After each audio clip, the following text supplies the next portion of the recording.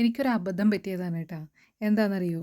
ഈ ബട്ടറും ചീസും ഒക്കെ ഉണ്ടല്ലോ, അതൊക്കെ എനിക്ക് വെറുതെ കഴിക്കാൻ ഭയങ്കര ഇഷ്ടമാണ്.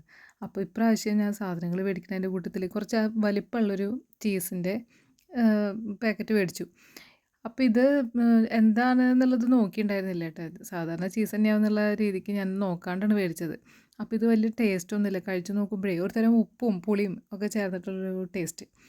അപ്പോൾ ഇതെന്താ ചെയ്യുക? കളയാനും പറ്റില്ല, കാരണം അത്യാവശ്യം വലിപ്പമുണ്ടല്ലോ. എന്തെങ്കിലും ഉണ്ടാക്കിയിട്ടത് നമ്മൾ തീർക്കണമല്ലോ. അപ്പോൾ എനിക്ക് തോന്നി നമ്മൾ പൊറോട്ട മേടിച്ചിട്ട് അത് പാലിൽ മുക്കിയിട്ട് അത് ഫ്രൈ പാനിൽ ജസ്റ്റ് ഒന്ന് ചൂടാക്കുക. എന്നിട്ട് അതിൽ ഈ ചീസ് ഒരു ഭാഗത്തിട്ടിട്ട് ഈ പൊറോട്ട മടക്കി എടുത്തിട്ട് ഇതുപോലെ ചുട്ടെടുക്കുക. പിന്നെ ഒരു പ്രാവശ്യം കഴിച്ചു നോക്കിയപ്പോൾ കുഴപ്പമില്ല. പക്ഷെ എന്നാലും ഈ പുളിയും ഉപ്പും ഉണ്ടല്ലോ. അപ്പോൾ അതിൽ കുറച്ച് പഞ്ചസാര ഇട്ട് കൊടുത്തു. പിന്നെ ശരിക്കുണ്ടല്ലോ, ഇങ്ങനെയല്ല ഉണ്ടാക്കേണ്ടതെന്നുള്ളത് ഇത് ഉണ്ടാക്കിയതിന് ശേഷം മനസ്സിലായത്. ഇതിൽ വല്ല ചിക്കനോ ബീഫോ അതുപോലെ തന്നെ ചെമ്മീനോ, അപ്പോൾ ഞാനൊന്നും ചിക്കനൊന്നും കഴിക്കില്ലല്ലോ. അപ്പോൾ ചെമ്മീനൊക്കെ ചേർത്തിട്ടാണ്, പിന്നെ കുറച്ച് വെജിറ്റബിൾസൊക്കെ ചേർത്തിട്ട് ഉണ്ടാക്കുകയെന്നുണ്ടെങ്കിൽ അടിപൊളിയായിരിക്കും കേട്ടോ. അപ്പോൾ ഇനി ഒരു പ്രാവശ്യം അതുപോലെ ഉണ്ടാക്കി നോക്കണം. സംഗതി ചീസ് മാറ്റിയാൽ മതി, സംഗതി സെറ്റാണ്.